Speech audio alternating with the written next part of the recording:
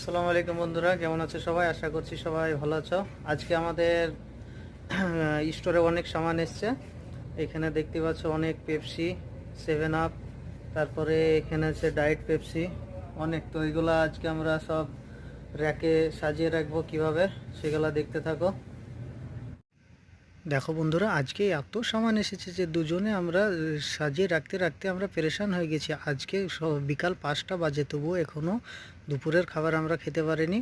তো এই সামানগুলো আমাদেরকে রেডি করে রাখতে হবে, তারপরে আমরা খেতে পাবো। আজকে অনেক কাজ, শরীফ একা পারছিল না। আর আমি এসে দেখি, অফিসে ছিলাম, আমি অফিস থেকে এসে দেখি তো এত সামান এসছে, আমি তো অবাক হয়ে গেছি এই সামানগুলো দেখে।